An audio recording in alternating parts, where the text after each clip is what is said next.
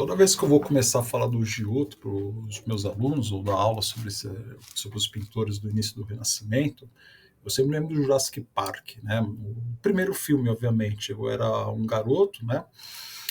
Obcecado por dinossauros desde a infância. Eu passei boa parte da minha infância desenhando dinossauros e eu tinha um livro que eu lia e relia sobre dinossauros. Eu acho que fui alfabetizado graças a esse livro, inclusive.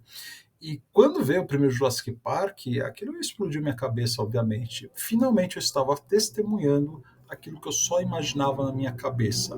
Tinham conseguido fazer aquilo. É, não foi somente eu que percebi isso na época, né?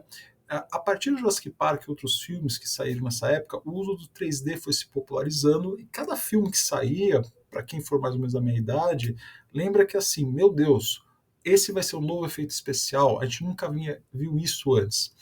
É muito difícil para os jovens de hoje entender esse tipo de impacto, porque já está no Jurassic Park 15º e isso não importa mais, né? Todo filme é cheio de efeitos especiais. E é justamente a partir dessa chave de estar testemunhando algo que jamais foi visto que permite talvez a gente entender a importância do Giotto para toda a história da arte, né? Porque o Giotto não é um caso qualquer, né? Giotto possivelmente foi o maior artista da arte dos últimos 700 anos. Ele é quase o pai da arte ocidental, como nós entendemos. E os alunos e às vezes colegas, quando eu falo isso, pensam: como assim? Como ele é tão bom dessa maneira? Essa pintura aparentemente não chama atenção. Tá, você pode achar bonitinho um azul aqui, um anjinho aqui, mas espera um pouquinho. Quando a gente fala de pintura, o que vem na nossa cabeça, o que, que é, obviamente? É Leonardo da Vinci. Então a gente vê aqui o Leonardo da Vinci e isso aqui é um anjo. Olha as asas desse anjo. Olha a perfeição de tudo que ele faz. Você vai me dizer que isso aqui talvez seja mais importante que o da Vinci? Aí quando a gente chega no século XVI, XVII, você tem o Caravaggio, por exemplo, aí a coisa desanda, né? Então você vê as expressões desses personagens aqui e compara com as expressões do pobre Giotto e você fala, não, isso aqui é um mero ensaio e depois de séculos, finalmente a arte chegou onde tinha que chegar. Mas é muito errado ver as coisas dessa forma, tá? Para a gente entender realmente o impacto de Giotto que tem, a gente precisa acessar o impacto que ocorreu entre as pessoas da época. Porque Giotto não foi apenas um grande artista da sua época, ele foi o primeiro artista. E isso realmente é importante. Como assim ele é o primeiro artista? Não existia arte antes de Giotto, não como nós conhecemos. Como assim? A arte e o artista eram vistos da mesma maneira que a gente vê, por exemplo, um pedreiro que vai construir um muro na nossa casa. Por melhor que seja o seu Zé, que faz ótimos muros, você não pede para o seu Zé assinar o seu muro. Você não tira fotos do seu muro e mostra para os outros, fala que obra de arte linda, né? Que gênio. É só um muro bem feito para uma casa. Então, quando o artista era chamado para pintar uma igreja, fazer uma estátua, o que realmente importava era a igreja em si.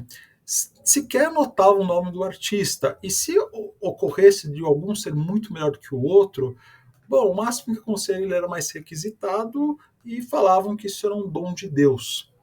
Mas quando o Giotto aparece, a sua superioridade é tão grande diante dos outros que se obriga a uma revisão de todos os conceitos. Então vamos ver essa frase aqui do Giorgio Vasari, que é um historiador da arte mais ou menos do século XVI, que falou o seguinte: sem dúvida, foi um milagre que aquela época grosseira e inapta tivesse a força de atuar em Giotto de forma tão douta que o desenho, do qual pouco ou nenhum conhecimento tinham os homens daqueles tempos, por meio de tão bom artista, conseguisse voltar à vida. Conseguisse voltar à vida é outro nome para renascimento.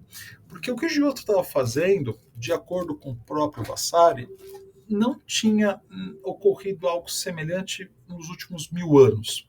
É como se estivesse diante de uma enorme revolução que apenas os gregos antigos tinham conseguido atingir.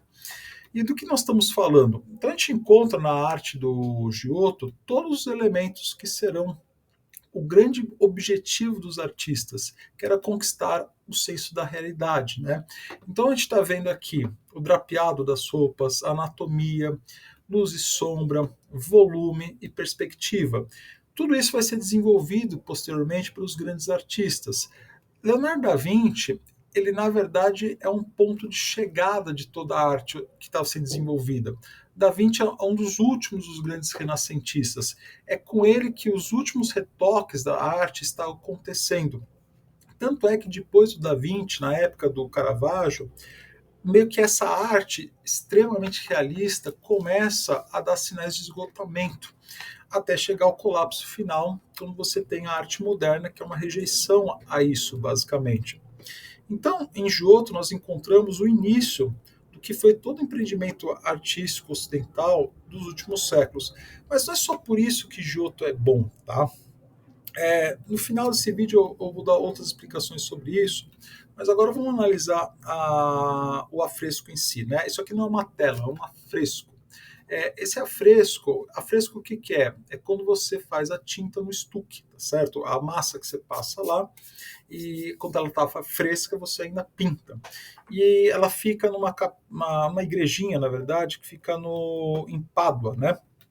E ela faz parte desse conjunto maior que vocês estão vendo aqui, e ela corresponde a um desejo, inclusive dos religiosos da época, que os religiosos da época, na verdade, pediam para os fiéis visualizarem as cenas da Bíblia. Sempre lembrando que é um mundo de pessoas que não sabiam ler e escrever. Então, essas artes aqui ajudavam na fé das pessoas, né, na experiência religiosa delas. Então, o que Giotto quer que você faça é que você consiga visualizar aquelas cenas descritas pelos religiosos. E ele te dá essas ferramentas, né? Então, o que a gente está vendo aqui, né? Então, vamos olhar aqui primeiro a composição da obra, né? A obra é organizada em dois planos. Um plano do céu divino, né? Onde estão os anjos e aqui o local, e embaixo o plano terreno. Separando isso, nós temos esse penhasco aqui, esse rochedo caindo, tá? Que dá essa diagonal. Esse truque que Giotto faz é um truque de composição que a gente vai ver e ainda é usado até os dias de hoje, né? Então você estabelece a diagonal e você usa os 45 graus aqui para ser os pontos que dão mais atenção ao nosso olhar. Nós tendemos a começar a ver a imagem a partir desses pontos quando a obra é organizada desta maneira, tá? Você pode ver se em propaganda ou pôster, coisa parecida, a informação ou o elemento mais relevante vão estar por aqui, tá? Então os anjos aqui estão rodopiando, né? Então é uma cena bíblica, a lamentação, que é aquele momento onde Cristo é retirado da cruz morto e se espera o anúncio da profecia. Ele vai ressuscitar, vai voltar à vida, o que vai acontecer?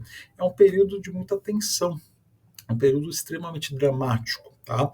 Então talvez esse seja o ponto mais dramático possível. E esses anjos estão rodopiando. Essa imagem dos anjos rodopiando, para as pessoas da época, deveria ser algo absolutamente espetacular, tal como o T-Rex foi para mim no Jurassic Park. Eu sei, comparar T-Rex e anjos parece uma loucura, mas acho que é a melhor forma de explicar isso, tá? Talvez eu não consiga de outra maneira. Enfim, e aqui nós temos a árvore da vida, tá? Do bem e do mal, desculpa.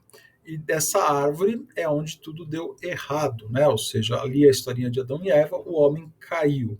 E será com o sacrifício de Cristo que nossos pecados serão pagos, né? Então você vê aqui os personagens estão organizados de um modo diferente da Idade Média. Ao invés de eles estarem separados, lembra das pinturas egípcias, que um personagem fica separado do outro, se vocês se lembrarem? Agora ele coloca os personagens juntos e alguns não têm relevância, tá? Forma uma espécie de fundo. E ele expressa emoções. O uso de emoções é algo que não era usado na arte medieval. Os artistas medievais quase sempre retratavam os personagens de modo muito sério, quase se fosse uma estátua, né? Aqui não. Cada personagem se vale das mãos, da expressão corporal para dizer seu estado interno, né? A gente podia até fazer piada que ele é italiano e usa muitas mãos para falar, né? Todo mundo que é descendente italiano, como é o meu caso, usa a mão direto, né? Mas enfim, o que acontece aqui? Então você pode ver a Maria Madalena segurando os pés de Cristo, né, chorando, São João erguendo essas mãos. Perceba um detalhe legal dessa cena, onde ele organiza esses três personagens aqui de forma que parece que estão se levantando. São personagens diferentes, mas dá uma sensação de movimento na cena, né? Você pode ver então mais uma vez aqui as mãos. Percebe que cada mão tem uma função diferente aqui. Isso é absolutamente espetacular. Se vocês tiverem a oportunidade no enterro, oportunidade não, desculpa, se vocês forem no enterro, acontecer esse fato, obviamente, vocês sempre vão ver alguém que vai chegar perto do defunto e vai colocar a mão dessa maneira, com muito carinho, com muito cuidado. Isso é uma cena bem típica de velório, que o Giotto coloca aqui, né? Também perceba que as personagens femininas tendem a expressar mais suas emoções e os dois apóstolos aqui estão bem calmos, bem serenos, como se soubesse o que iria acontecer. Tá? Então, quer dizer, você tem aqui praticamente uma cena de teatro. E esse é um outro ponto importante. Como eu já falei para vocês no outro vídeo, no Triunfo da Morte, para a gente analisar esses quadros é fundamental a gente sair desse modo cinema que nós temos, dos ângulos diferentes. O modo teatro seria melhor. Pensa que você está na primeira fila do teatro e você está vendo uma cena sendo montada. Porque era assim que eles imaginavam a pintura, na verdade. Se a gente voltar aqui para o Caravaggio, por exemplo, o Caravaggio fazia isso. Então ele colocava, entre aspas, os atores assim numa cena e começava a pintar com sua referência. É mais ou menos o que o Giotto está fazendo aqui, né? Pois bem, dito tudo isso, vamos finalizar aqui retomando o início. Não é apenas que o Giotto deu início a algo que os outros aprimoraram. Toma muito cuidado com essa forma de avaliar a arte. Na verdade, é um pouquinho mais do que isso, na minha opinião. Tá? O Giotto fez algo realmente original. Os que vieram depois é que tentaram aprimorar, só que eles caíram numa armadilha que toda arte ocidental vai cair, ou seja, ficaram presos às técnicas, às fórmulas, etc. Sempre é um artista tentando copiar o outro e aprimorar o outro. Vou dar um exemplo, eu mesmo, né? Eu desenho aqui basicamente seguindo regras, métodos e por aí vai. Eu não consigo fazer algo fora da técnica. Quando chega aos artistas modernos, como Picasso, qual que é o desafio deles? Precisamos pintar, mas a gente precisa esquecer séculos e séculos de tradição. Então, quando a gente olha para o Giotto, nós temos a oportunidade rara de ver um artista realmente inovador, que ainda não é contaminado, ele não é soterrado por suas técnicas.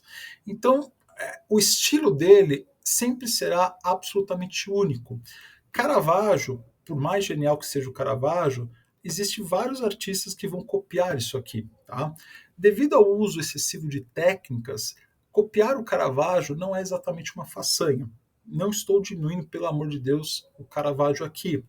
Mas fazer um novo Giotto é muito mais complicado, e daí a sua genialidade. E para realmente encerrar esse vídeo, voltando ao Jurassic Park, né? O Jurassic Park, sem sombra de dúvida, é um dos grandes filmes da minha vida, da minha geração. E ele teve o mérito de realizar um sonho de toda uma geração de pessoas que queriam ver os dinossauros de volta, né? E, bom, isso é uma façanha, por isso que é uma grande obra de arte. Agora, o que o Giotto fez foi literalmente colocar em vida algo que uma civilização inteira tinha imaginado, que só existia na cabeça das pessoas. Essa façanha é que nos dá o tamanho de Giotto na arte ocidental. Eu usei Jurassic Park para explicar Giotto, tá certo. Vamos ver o que isso vai dar.